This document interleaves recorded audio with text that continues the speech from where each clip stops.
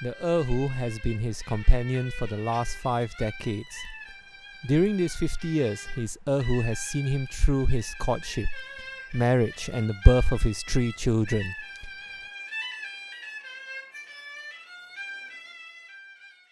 Rain or shine, he carries it to work on his back, something he's been doing since a child.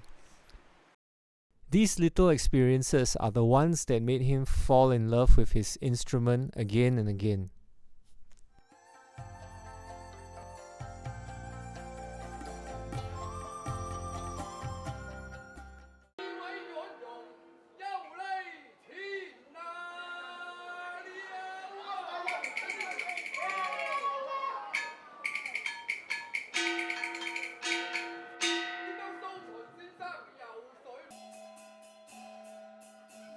At 74, Mr. Ng Yip Heng belongs to one of Singapore's oldest Cantonese opera troupes.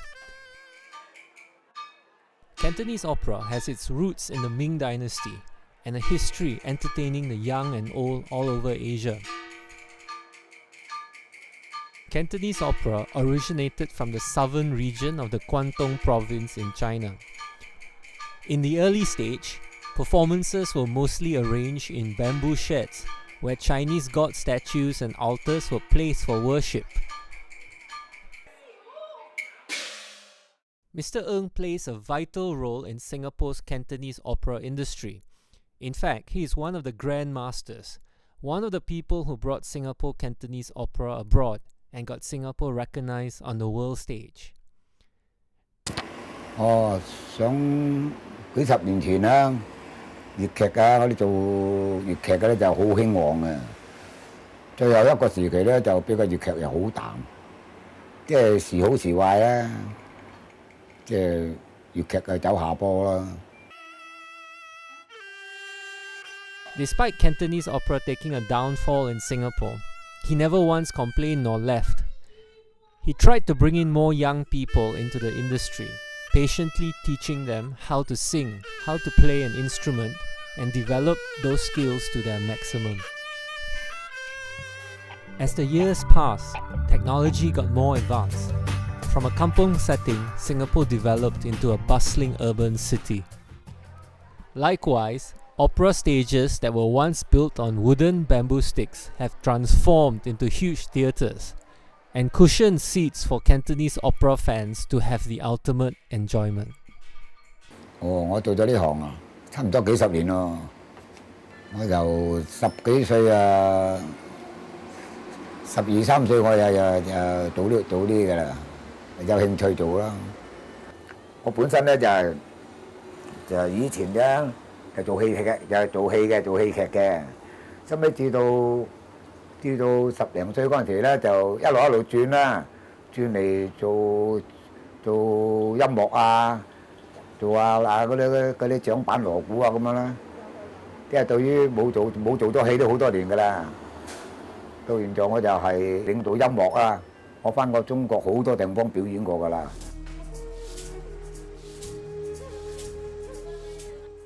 Many famous pieces in Cantonese opera are a must-watch.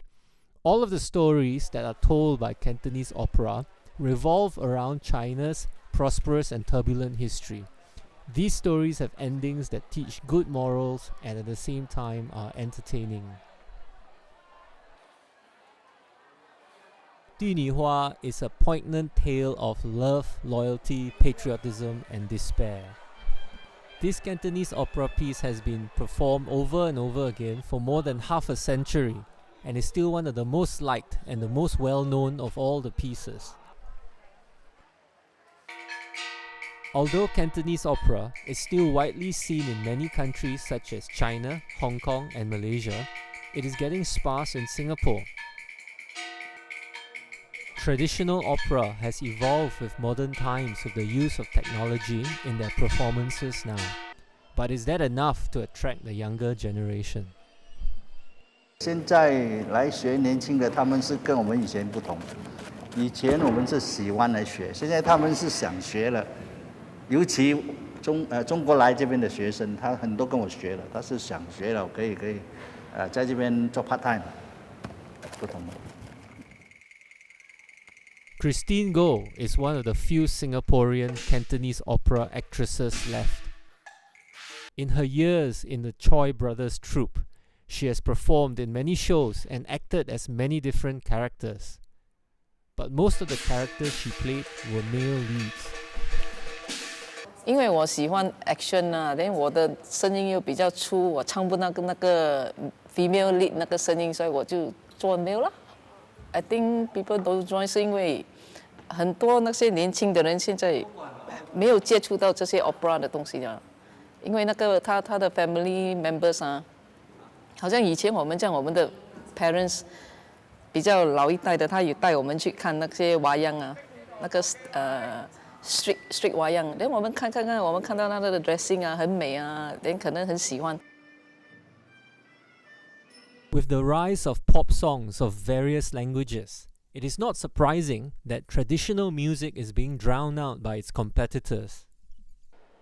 With modern music on the rise, it is no wonder that traditional music such as Cantonese opera are vanishing. Dying dialects, not only Cantonese, but Hokkien, Teochew and Hakka. Teens no longer understand the dialects, thus they would not understand the story behind the show. In the past, opera was the only form of entertainment for the young and old. Dialects are the language barrier that separates the young and old these days. I won't force them because actually my children, the eldest, he's not keen on this music. But the second one, he's playing his own. He got one band.